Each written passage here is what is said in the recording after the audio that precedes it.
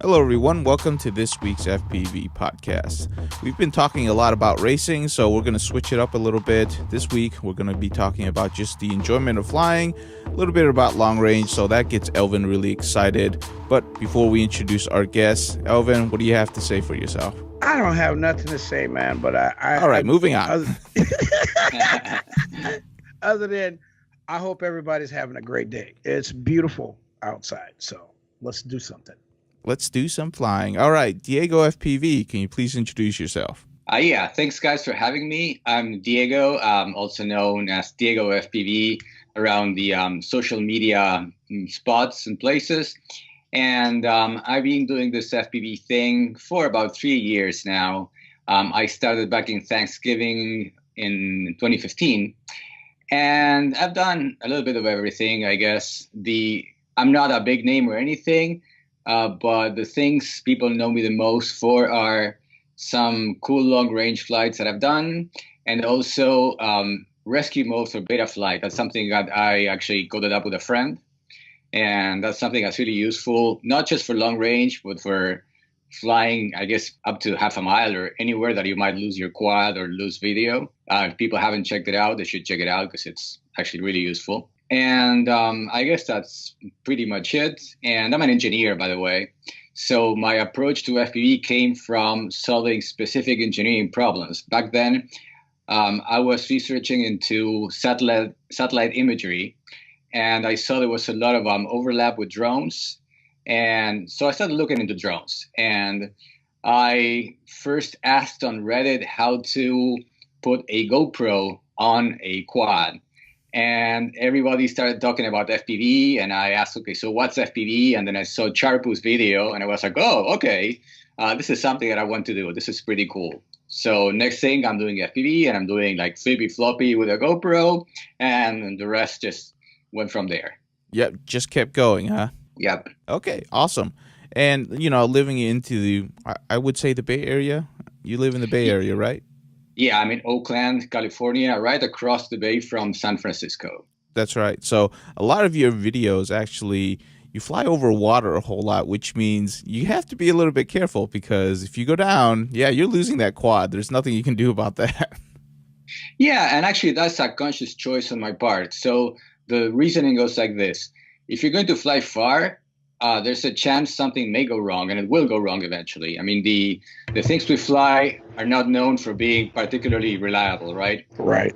So I figured there's different kinds of risks. One risk is to go down on someone's property or house or car or something, right? My risk. Yeah, so I do not want to do that, especially not this time of the year when it's all dry in California, and I don't know, crashing into dry grass might be a way to start a fire. So I figured, okay, so I crash in the middle of the San Francisco Bay. The fish are not going to care. And I'm out, hopefully not very much, because mostly when I do these flights, I don't put a GoPro on. Mm-hmm. And I've been looking for ways to make them cheaper. I can go into that later, into how to fly long range for relatively cheap and try to not screw up and not lose anything. But if you do, it's not something that should set you back that much.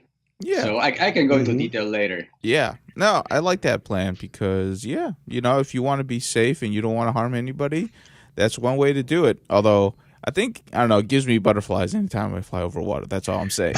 But let's go ahead. That's for me too, the same thing. Yeah.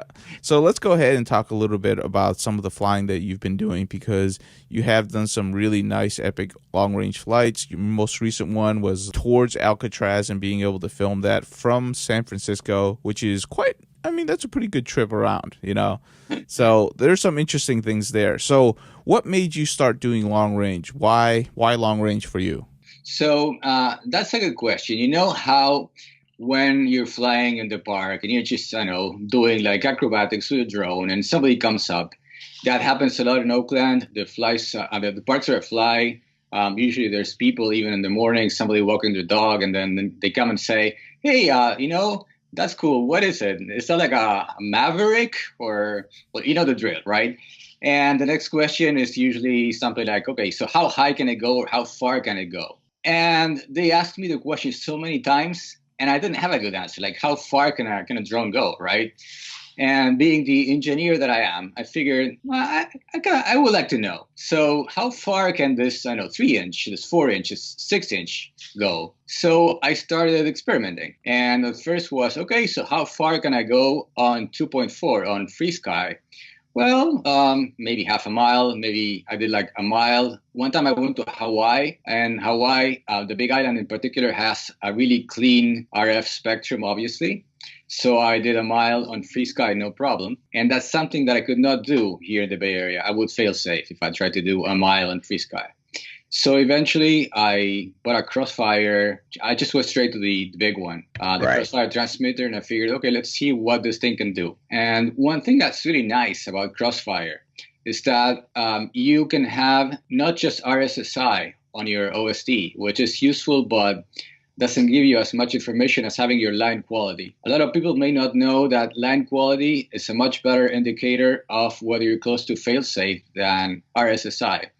Because if you're flying in with clear line of sight, RSSI is mostly an indication of how far you are. It just goes down depending on your distance. So, all right, it's going down, it's going down, it's going down.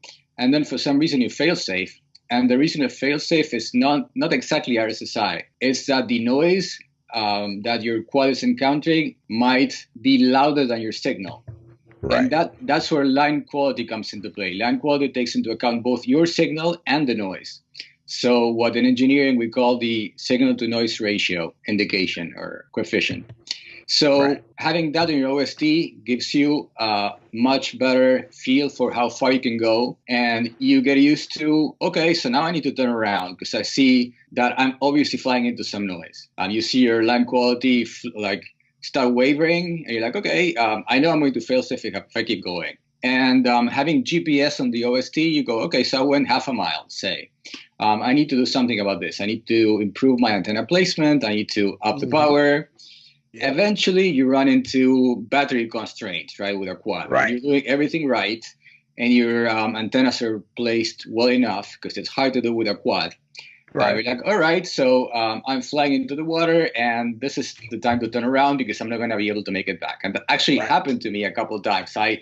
One time I went down, like I flew to an island nearby, and on the way back, my LiPo just could not take it, and I went down like I didn't know I was going to make it. And it was just heartbreaking how my went down like, I guess, a couple 100 feet offshore. It was so sad. Oh, man. You could see that too. And that where you at, that's not 50 feet of water, a couple of 100 feet from shore where you at. That's deep. Oh yeah, it's gone. And even so, the thing with the bay water too is that if you crash into fresh water and you go get it, the quad's gonna be okay probably. But into salt water, no. I mean, I've had quads crash like on the beach and into the water or be, caught by a wave or something and pick them up. And unless you rinse them immediately with fresh water, they're toast. It is very quick. Why had that happen to him in Hawaii? Yep, right into the salt water. It corroded quick. Or I'm not sure if it's corrosion, but we looked for it for like 20 minutes. That's about it. And got it, rinsed it off, and nothing. Yep, that's pretty normal. Yeah, I mean that's known in electronics, right? So for example, this is a bit of a tangent, but if you spill water on your iPad or your MacBook, that's one thing. If you spill something with like the thing that does it is not the water itself. Like if you spill distilled water, it's gonna be fine. It's the minerals in the water that bridge contacts and start corroding things. Yep, gotcha. Cool. Calcium. Now, obviously, you've been doing this for a while now, and you kind of enjoy the tech aspects of seeing how far you can go.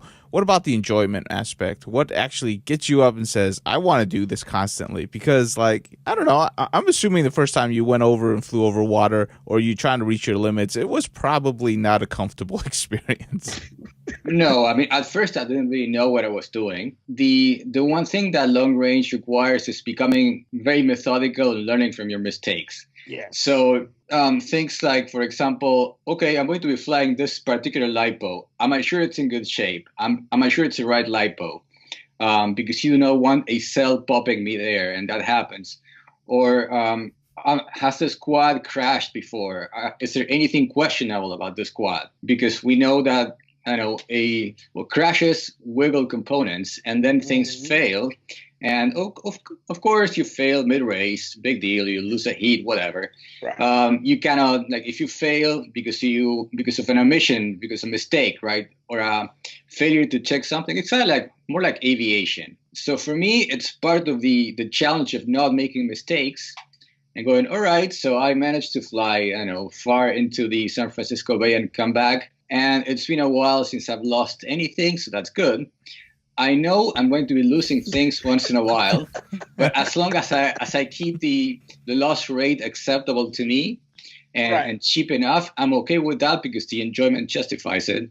Mm-hmm. And also, the San Francisco Bay is really pretty, particularly near the sunset. Like, for me, one of the most enjoyable things is once my day is done and I'm done with my obligations, especially now that there's still light after 6 p.m., that's changing soon, but for now, going to someplace near the water and just launching a quad or a plane and flying, 10, 15 minutes towards something interesting, checking it out, flying into the sun, and just enjoying being up there. And like, I've done those flights so many times that there's not very many things I haven't seen, but it still doesn't get old, like seeing all the bridges and islands and everything. I just enjoy it a lot. So I like that much more. At first, I was really into freestyle when I got into FPV because of Charpu and Steel and all those really epic videos. And at some point, like, I reached what I thought was my ceiling, and I felt, okay, I don't think I can get any better, do anything else. I don't know, it just got a bit old. I figured I have this thing that can fly, and I want to fly. I just want to go places. And I just like going places. It's fun. There you go. Hey, Elvin, what gets you up in the morning to fly these missions? The same thing, man. It's the skies, being up there with the birds, around the birds, and seeing stuff that nobody else has seen, in a while. You know what I mean? Like, if you want to go and fly up and down the river, you got to go rent a helicopter or get some guy to loan you his plane or pay for him to fly you up and down the river. I can do it at a moment's notice, whether it's my wing or my quad. I can go up, I can look around, I can go across the river, back to. It's one of those things that I can make as many trips and not bother anyone else and enjoy nature as it is. Yep. No, that's a really good point there. So let's get into how you guys plan your missions, because obviously Diego has gone into a lot about preparation, because you only get one chance to do it right. You get many chances to go rebuild your quad. Or buy a new one, whichever floats your boat. So new parts. So Diego, before you actually get out there and start your flight, what is your preparations, or how do you plan your missions? So there's an incremental approach to all these things. Of course, you don't wake up one day and say, hey, there's a beautiful island like 5 miles offshore. I'm going to go fly to it. I've done 4 miles, so 3 miles. And when I flew 3 miles, I came back with enough juice that I could have gone 5 miles easily. So you can do it, first off. Like, that you have a craft that's capable, that you have the setup that can do that flight. The only question has to be, okay, so what could go wrong? Because if nothing goes wrong, you have everything you need. You've done the distance, you can do it. You have to check the weather, of course, because you do not want to be flying in a situation in which the wind is going to slow you down enough that you won't be able to make it back. So assuming like the weather is right, the wind is in your favor, then it's mostly about having your own long checklist based on most of the mistakes you've done in the past. And there's with a quad, there's very, very simple things that most people never do because the consequence is not too high. Like, so you flip your quad over and check the screws. Okay, I like to have all 4 screws per motor. Are they all there? Oh, there's one missing. Oh, good thing I got it. Most likely it would not have been anything, but it's all a game of odds, right? So one came off. What if 2 come off? It happens. It's happened to me before, like having a quad come down because a motor came off. So check that. Okay, so everything is tight. All right, everything is tight. Now, do I remember, is this a a quad that has never crashed. Because if it's crashed, I know that it's more likely to go down for no apparent reason. There's always a reason. But obviously crashing, things that are soldered on a board, more likely to come disconnected. Same with the battery. Is this a good battery that I trust? Of course, it can't be a brand new quad. It has to be a quad that's flown, or a plane that's flown some. So you know that it's solid. You know that you've done, like, usually when I made in a quad or a plane, I don't go long range because that you don't know what could fail early. You just go to some place that you know and do, like, some typical flights. Like there's a flight that I like to do around these parts as a mile and back over land. And I've done it so many times. So that's a bit of a test. It's like, all right, so it did this flight. Video was fine. Transmission was fine. The receiver seems okay. First off, you need to trust your craft as much as we can trust these things. Like, people talk about trusting your gear in FPV, and really there's a certain level of trust that's most that you can hope for with all this cheap technology that we use. And you have to be there. You can't hope for aviation grade trust in which you would put your body on it. But Right. trusted enough that, okay, so I think the odds of $300 worth of gear going down in the middle of the bay are low enough that I'm happy with this. For me, it's like, okay, I think I have maybe a 90% chance of success. Mm-hmm. With all that, if the day is right, I'm like, all right, I'm feeling it. I'm going to do it. And I just go do it. Your GoPro's more than your quad nowadays. That's the funny part. Yeah, that little bugger right there, man. That little bugger. You can't get another one of these. Not anymore. Anything you want to add to that, Elvin, before we move on? I think he's definitely been talking about all the right stuff. Practice, maintenance checks. Being relentless. I have not lost a ship. Thank you. And I think it's because my persistence, the stuff I keep checking, I go out and fly at least 10 times, cover the same area I'm going to fly. And if I don't accomplish, if I have 0 problems on those 10 flights, well, the last 3 flights, if I have 0 problems on the last 3 flights, then I usually go for the mission. It's usually not going to be a big issue. It's just, sometimes just go, you know what? I'm going to trust that I have done all the checks. I bought the right stuff. I didn't get the ESCs that are going to catch on fire in the middle of the flight. That's what you think. Because he said cheap, right? I mean, that's what happens. We think it's cheap, but like I've said before, what we spend on quads building ships is not really, there's other guys that have spent a lot more to do a lot less with RC. We push our equipment further and further and further, expecting more from less. And sometimes that ends up with us in the river, right? Or somewhere you have no clue where it is. Can't get it back. Yep. It's like, I have a friend personally. I have a friend here in Oregon that has lost probably 5 ships. They just never made it back. it could happen. It could happen. So if you want some perspective, I'm also into rock climbing, and there's a movie out in the theaters called Free Solo. I don't know if you guys heard of it. So it's about this guy named Alex Honnold. He likes to climb without ropes, and he had this lifelong dream of climbing El Capitan in Yosemite, which is a 3,000-foot wall. And right. that's absolutely insane. It's completely insane. And it's not easy. It's super hard climbing that most people could not do, like even with a rope.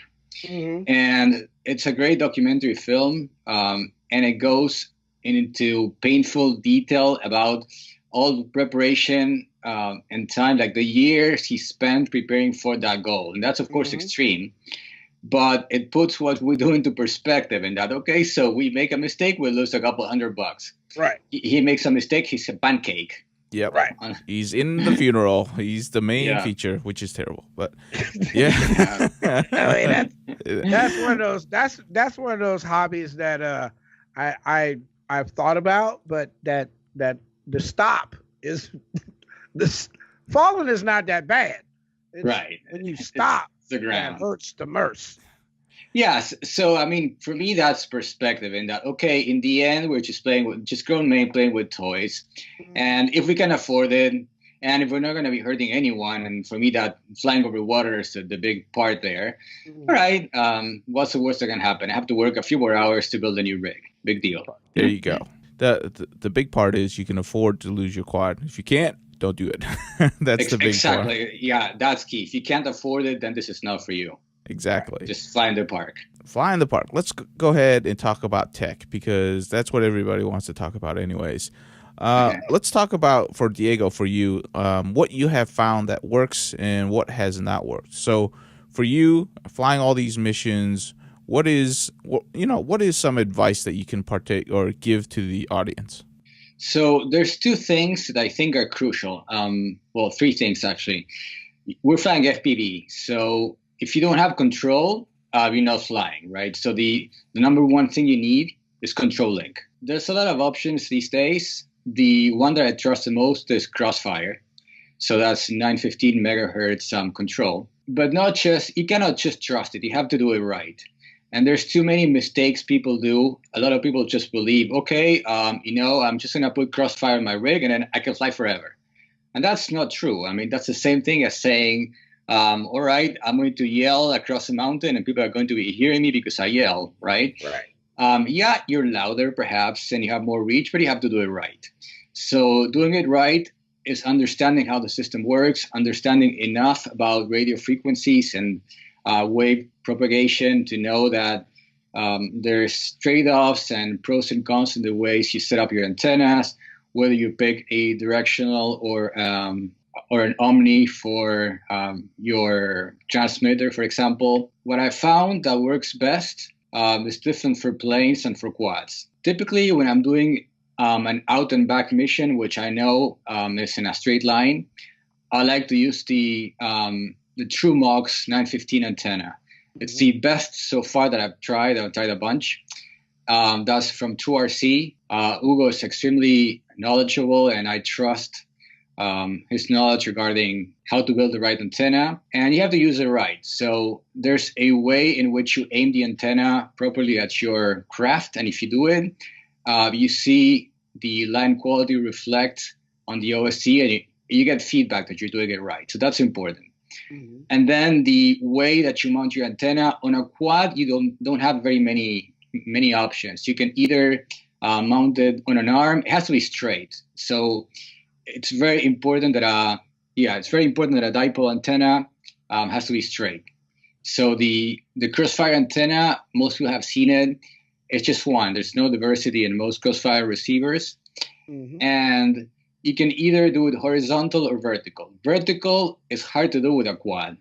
On planes, for me, it's always vertical because I can. And I usually, for a long-range plane, I put it at the end of one of the wings as far as possible from any other electronics to minimize noise.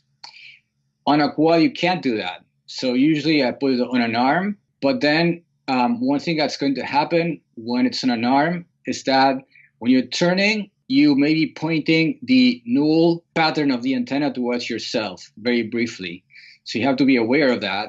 And you have to go, all right, so I know exactly that if I'm facing west, so you have to be mindful of that. Like if I'm facing west, for example, in my case, right, I'm flying towards San Francisco, which is west. If I'm facing west, I'm good because the antenna is parallel to mine and everything's good. Mm-hmm. If I'm facing south or north, that's bad. So I should not be facing south or north for very, very long. It should be like a quick turn to face west and then back to face east. Mm-hmm. So the antenna is parallel to my transmitter antenna, which is horizontal too, usually. Okay. I use a dipole too. I use a VAS 915 dipole tuned to my radio. I'm running the R9 system, and for when I want to do long range, anything plus 4 miles, I use my Dragon Link. I've had it for a while. It's to me, it's the most consistent of the long range equipment. It's the stuff I know has gone the farthest, the most times. I mean, 915 is working great, and Crossfire is the pinnacle of the 900 megahertz, I will say. And R9 is kind of the low budget, but Dragon Link is going to get you a little bit further out, give you a little bit better. We finally do have something like line quality on Dragon Link. It's signal quality, they call it, or something like that. Diego, I have specific questions for you for Crossfire because I use Crossfire as well. Like, what is your general settings on Crossfire that you like? Yeah, so for planes, lately I've been flying mostly planes, and that's my longest flights. I flew 20 miles once on Crossfire, and so I like having dynamic power. I found that for 20 miles, I don't need to go beyond the legal limit of 1 watt. You could go 2 watts, but you don't really need it if you're doing things right, and it's not going to make a huge difference. And dynamic power is nice with a plane because it doesn't overheat the Crossfire module. Of course, for 1 watt, you want external power. I like having a log on my transmitter. So after a flight, I can go back and see how the power went up and down. That's really useful. I guess that's a dynamic power up to 1 watt for planes. On quads, I usually don't need more than 500 milliwatts, maybe less. But I don't really like, in general, to use dynamic on mini quads. Because it's a chance. So the way dynamic works is it relies on LQ coming back from the craft and goes, okay, so the craft is not getting a good signal. They're going to up the power. So it's kind of like a car shifting gears in a way. And you see that on the OSC. You see that your LQ is great, and then it goes down to maybe 80 or 70, and then it picks up again. And if you go back to the log, you see power going up. And then maybe power going down. There's a very simple mechanism when it goes, okay, so it's perfect. I can try backing off a little bit. It may not be fast enough with a quad if you're flying low to the ground in particular. If you're doing like a quick mile run when you're like just surfing some mountain or something like that, it may be okay. But depending on the type of flight, if I know that there's enough time to, for it to kick in before I get to the ground because I'm a bit higher up, then it's fine. But if I'm going to be like buzzing some hill, I prefer to be on fixed power. Typically, if I'm close to 100 milliwatts, if I'm going a mile or a couple of miles, then 500, because there's nothing in between.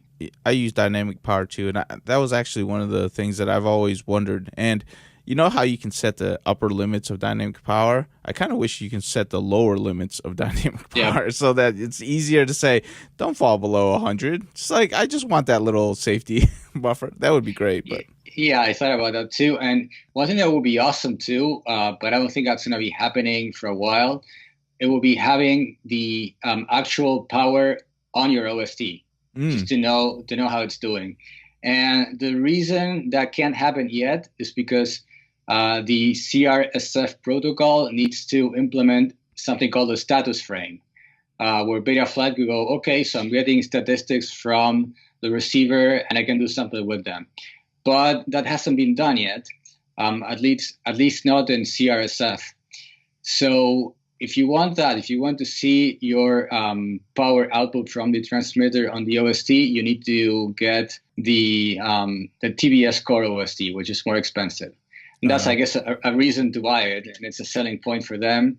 So if I were them, I would not be in a hurry to implement that over CRSF. I mean, maybe they will get to it, but it's like, why do it if it makes me sell? Maybe that's not the reason. Maybe it's just that they have so many things to do. Yeah, they do constantly update their stuff, so definitely something to look at. All right, go ahead, continue on, because, control link, definitely important. Always have your control link lower than your video, by the way. Just keep keep moving. Yeah, and then there's 2 more things. Of course, if you have no safeguards, meaning if you can't, so there's 2 situations, right? One in which you control your craft all the time, so you have no assistance from software. And that's the case when you're flying a plane with no flight controller, or if you're flying a quad without GPS.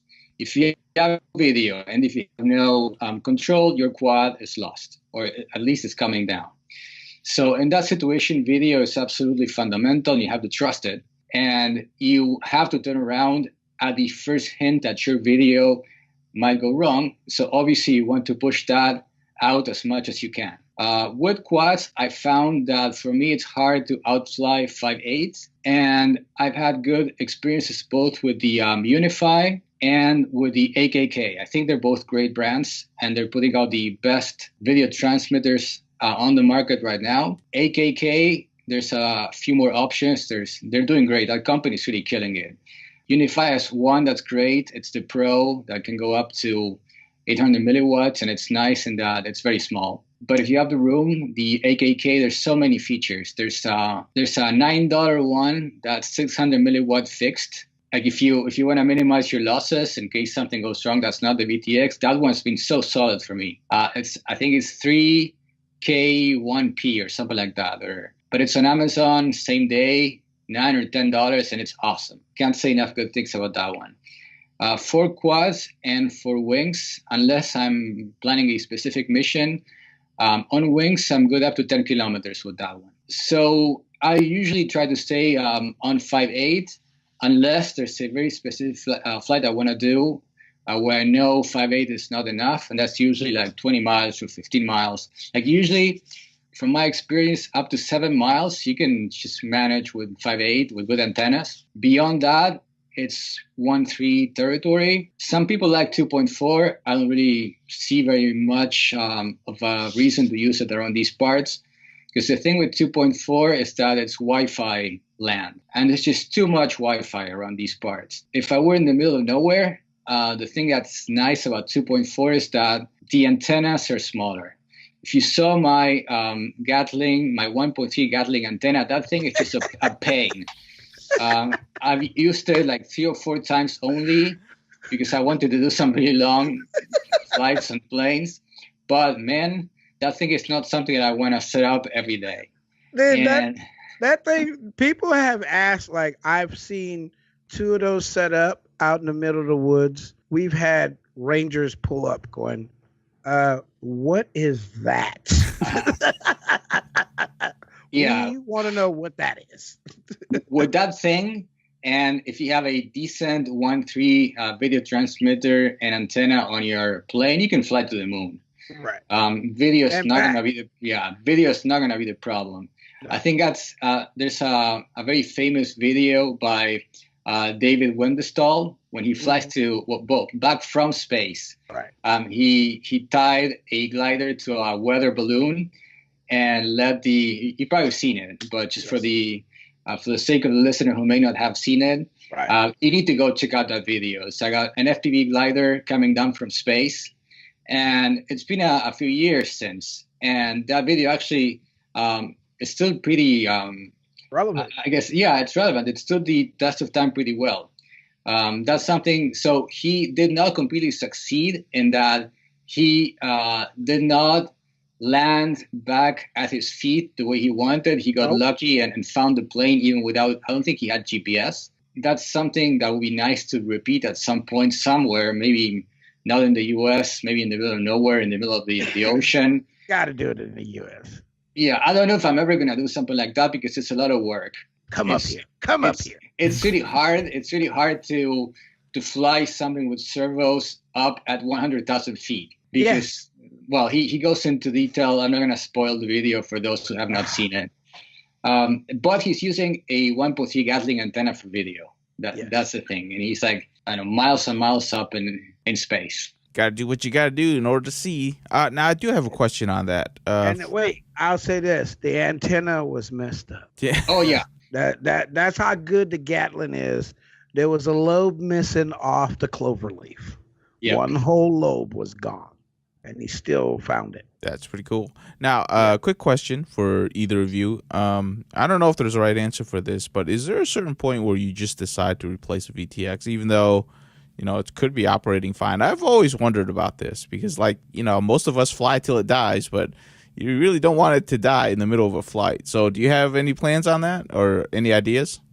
Yeah, I do. So, for example, if I have a crash, I have any doubts about the VTX. For example, I turn it on and I see lines or something that should not be there. Or if it overheats, like sometimes a VTX will overheat.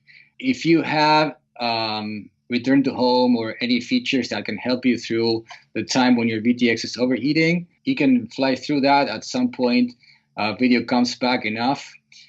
Most VTXs have or some of them at least, have a system in which when they overheat, they simply back down on power. So if return to home brings it close enough, you're going to get video again and you're going to be able to land. But of course, you have to get it close. And the unified pulses. Yeah. As it starts to get hotter, it goes black and it'll come back on. Then it'll go black again. So if you start seeing your video popping in and out, guys, turn around, make it back home, because that's your warning. Yeah, so when a VTX overheats, when it should not overheat, there's something that I need to change. Either add a heat sink to it or figure out the airflow situation. And if there's nothing wrong, like if there's enough airflow and I have a heat sink on, maybe it's time to replace it, because sometimes they overheat. And you just don't want to push your luck. It's usually not an expensive, yeah. Don't forget, sometimes you just need to change your antenna. Sometimes antennas go bad. We move. One of the things of being in this hobby, I've noticed that a lot of guys, they'll move stuff from ship to ship, you know. And some things are meant to be used for that ship. And then, you know, considering what it's been through, toss it, you know, or throw it in a bin, you know, and buy something new, because, you know, each time you launch, you're reinitializing the investment. You know what I mean? That's how I look at it. Like your investment. Okay. You may have flown this 5 times and gone 5 miles on your little $300, but each time you go out, you're still risking the same. So if it don't come back, you're still buying something new. You know what I mean? So just some things need to be replaced. Like he said, you know, if the VTX is acting up, change it. If your camera is acting up, change it. If your antenna is acting up, change it. You know, it's really simple. It's one of the quickest ways to resolve the issue that you're having. And I'll say this, I've noticed that when you do have problems on 5.8 with antennas, you can induce a range issue with your 2.4 controller. Yeah, because of the doubling effect. Yeah. Yes. Okay. Yeah, and also I wanted to add, some of these things are easy to see if you know what to look for. So Eldon mentioned cameras, and you can actually see when a CCD sensor starts to fail. You start, like, colors start to get weird sometimes, or you see lines that should not be there, and that's just the time to toss a camera. Yeah. If something is not right, even when you have perfect video, even on the bench, just toss it. Don't risk it at all. And also for me, the huge change regarding video has been moving from completely unassisted flight to having a fallback based on GPS. And that was actually the motivation for me to work on GPS rescue mode for bear flight. But the motivation was exactly that. I mean, there's sometimes, particularly here in the Bay Area, there's so many RC and FPV enthusiasts. We had a huge local community, and you never know when you're going to be flying out in the park and you're going to get blown out by somebody else, particularly on 1.3. I figured that should not bring me down. There should be a way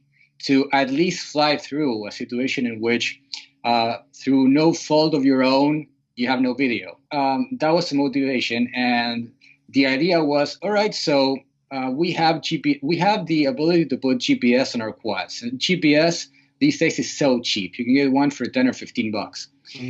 And so we had iNav, where the way for a quad to navigate was using, they needed 3 sensors. They needed GPS, they needed barometer, and they needed a compass. We figured, we being myself and Mike Campbell, who goes by Soup, S0OP online or on GitHub, we figured that if you're trying to do perfectly autonomous navigation with like automatic takeoff and non-FPV missions in which the quad flies whichever way you want it, then you need those things. But if you're flying FPV, you fly in a more constrained way. For example, the front of your quad has a camera, so it's always pointing forward. So you can make some assumptions based on the direction of movement, right? A GPS, unlike a compass, doesn't know which way is north. It doesn't know orientation.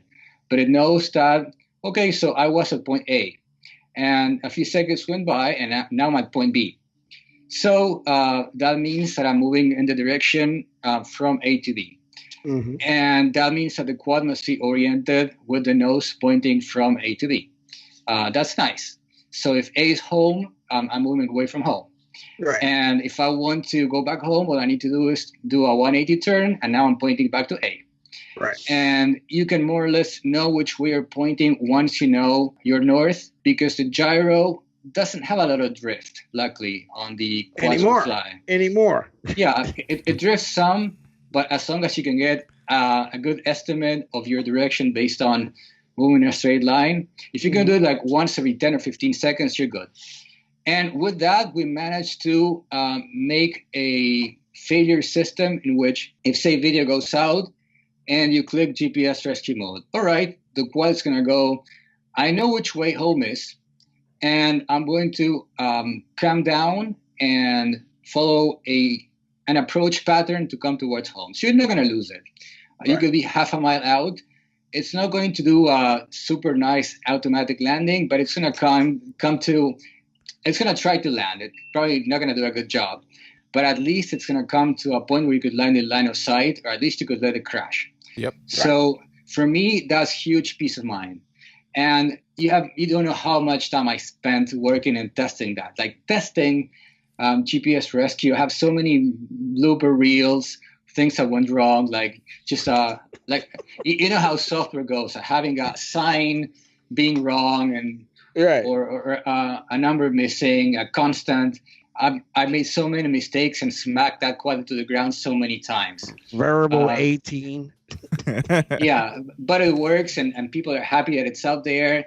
And for me, that puts quads for long range more in the realm of planes, where with a plane and GPS, you're usually not so concerned about losing video, because if you're running a good system like, say, R2 Pilot or well, INAV maybe it's a bit less reliable, but APM works great, and it's time tested.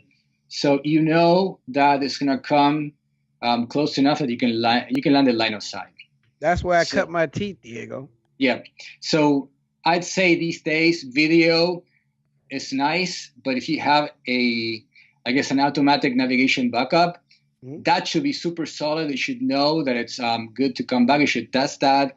And you should be aware of what you do if you completely lose video. Like, it's happened to me a few times when you lose video because whatever reason, then okay, so you know it's coming back, you see it coming back, and then okay, there it is, and you just landed line of sight, which with a plane is something I should be comfortable doing anyways. That's super, super important for long range to me. I guess you can fly long range without GPS. It's a different kind of risk. I don't like doing that so much, but people do it. Oh, yeah. It is what it is. And I will say, though, if you have any type of return to home system, that's like one of the first things you should test, because it's not just does the system work, it's also your anxiety factor of actually waiting for it to work. Because like I get people that buy drones all the time, and the first thing I tell them is like, all right, send it over there, test your return to home. They're like, why would I do that? It's like, trust me, the first time you use it you do not want it to be the time that you need it to absolutely work. Right. Yeah. And even as important as that, with quads and planes, you want to test your failsafe. Right. Make sure that your failsafe does what you want, because it's very, for example, with quads, if you have GPS rescue and you do not set the default is drop for failsafe. So if you do not set your failsafe to GPS rescue and you test it and it works just fine, and then okay, I'm happy, it works, and then you fly like a mile and you failsafe and it drops. You're like, what? What just? Yeah, well, you never told it to activate GPS rescue and failsafe. It's just dropping as it knows that it should do. So make sure your failsafe is set. At least think about it and think, like, do not take off for long range without knowing that you've done what you wanted for failsafe. That's a good point. I didn't even think about setting failsafe to GPS rescue. Yeah, that would have been me, by the way, because I never would have thought about that. That was like automatic for me, but it's amazing how far we have come, really, the systems. I mean, the tried and true is a R2 Pilot. You know, we know it's won many awards and was capable of doing reconnaissance missions and stuff for the military. and some NASA stuff too. It's what we rely on, and iNav is supposed to be the up and newcomer, and it is. It's just as you do open source stuff, not everybody's on the same page. Not everybody knows exactly how to clean up other people's work and stuff like that. And it just takes time for things to develop over time. I mean, over a while, and everybody coheses. And I really think that you had a lot to do with that, the rescue thing, and thank you for doing that, because that saved my quad last week. Glad to hear. Glad to Very hear. welcome. All right, let's continue to move on. So any other advice that you would like to give, or tech advice? So I guess this is pretty open-ended, right? Yeah. But so to me, I'm an engineer, and what I like the most about FPV is solving problems. And one thing that I see a lot out on Facebook and in social media in general is people who do not have any specific things they want to do, and they just like to test technology, and then they run into problems. So the thing that I would suggest, or for me at least, it's the fun of FPV, is thinking about what you want to do first, and then going, all right, so what are some ways in which I can accomplish what I want? So for example, I want to fly far with a quad. Okay, why? First off, how far can my setup go, what I have today? Because maybe it's already there and I don't need to buy anything new. Maybe it's just a matter of like properly setting up what I have, not spending any extra money. Maybe you haven't even tested your limits yet. The first thing that I would say to people who are thinking of getting into long range would be understand what you have. And if you decide that you need to buy any new components, do it for a reason. It's okay if you just like to play with things, but and you like to just, okay, I'm going to buy a Crossfire because that's what everybody does. But if there's something specific you want to do, besides playing with hardware and playing with new toys, ask around, think about what you want to do, look at your current setup and think, okay, I want to fly, I don't know, from my backyard to, I don't know, that hill, like a mile away. Can I do it now? What's going to happen? Maybe I know that I can't because I tried, and when I went halfway, I got RSSI warnings. All right, maybe I can push that with Crossfire and see if Crossfire solves that problem. And maybe you've done that, maybe video is your issue, but I guess to sum it up, I like thinking as an engineer in terms of, okay, I have a problem. How do I solve it? First, identify the problem you have, and then go about solving it. That's my approach, at least, anyways. No, that's a good way of doing things. And a lot of people in the hobby just likes trying new things, which is perfectly fine. But tinkering. There we go. Quickly, one last question, if you don't mind. What is your perfect budget setup? So around $300. What do you find reliable for a quad or a plane or both? So for a quad, I don't like to spend. Let's start by the frame. I don't like to spend a lot of money on a frame because to me it's the least important component. And in long range, you don't crash much, so it's not like it doesn't need to break. That said, there's some awesome budget frames. I've had great success with the iFlight ones because they're really they have great prices. And I'm friends too with Lasdy from Falcon Multi Rotors and Hive. Mm-hmm. Those are great frames too. They're very reasonably priced. They do it because they love it and not because they want to make money. So I'd say any frame that's $50 or less, that's a good frame. Then in terms of motors, I like Emax motors in general, but I don't think motors matter that much for long ranges. We have so many choices of great motors. So anything that you like for 15 or even $20, that's good. In terms of flight controller and ESCs, again, there's way too many options. Most F4 FCs are basically the same. And the ones that I've been flying lately are two, the SpeedyD F4. And the reason is simply that Mike and I ported iNav to it, so we got a few. So thank you from SpeedyV. So we've been using those, and they're great. But they're no better than many other choices, like the DYS F4 or Omnibus F4. Airbot makes great FCs. ESCs, I'm still using the old SpeedyV 30 amp. I love those. Those have proven to be super, super reliable to me. They just work. And VTX for a quad today, I would use the $10 AKK.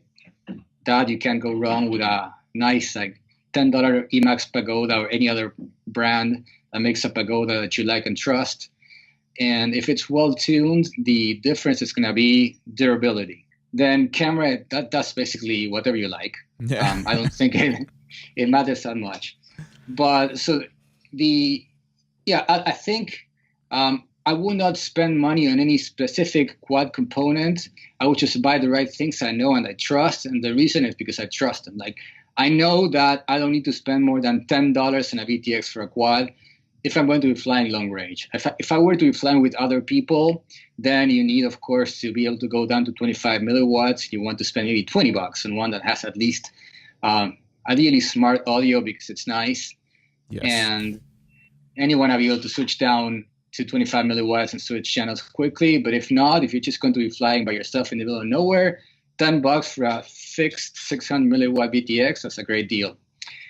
And then for link, given that Crossfire receivers are $30 now, and I've had good luck, I like those. You could probably go with R9, and I think it's going to be the same, really.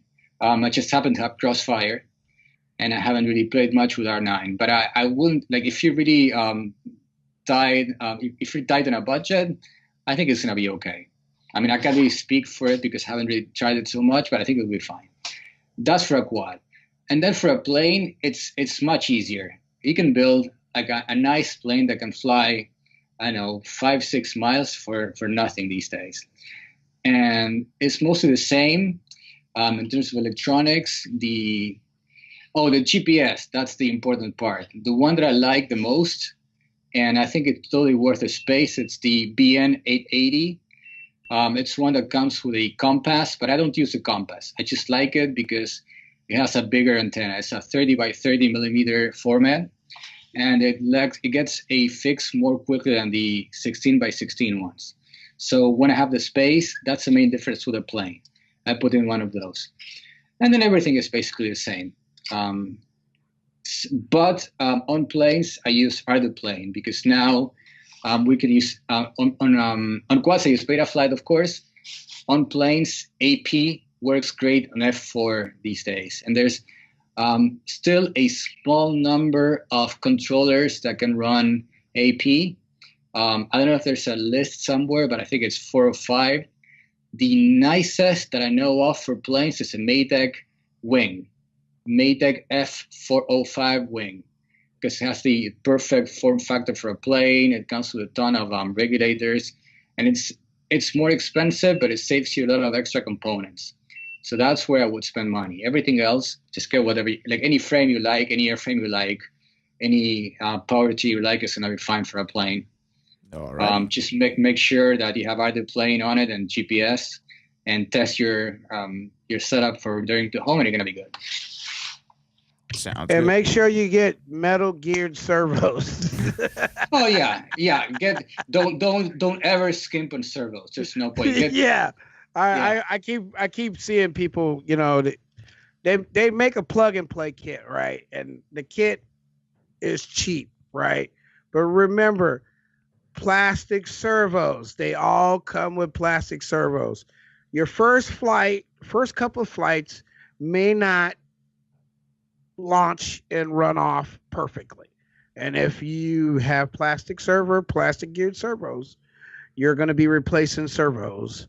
Yep. And that may be the event that happens later on where your servos fail 5 miles out, So this is something I can tell you over the last 25 years in RC. I don't fly anything that has plastic geared servos. Just not going to happen.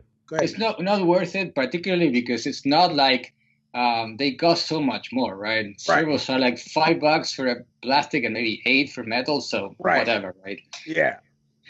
Definitely. That's the reason. That's exactly the reason.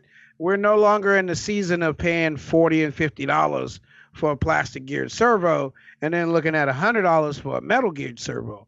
You know, now it's like $3 to $5 difference between plastic and metal geared. You just might as well go with the metal gear. It makes more sense and it'll last longer. And you'll actually usually you get better resolution in the end. Cool beans. All right, let's start wrapping up this thing. We're right at an hour. Hey, Diego, thank you so much for coming on, sharing your knowledge with us. Had a great time talking to you. Now, if anybody wants to, look you up on the internet or wants to reach out to you, where can they find you on the internet? Well, first off, thanks so much for having me. It's been a pleasure. And you can find me on YouTube at Diego FPV.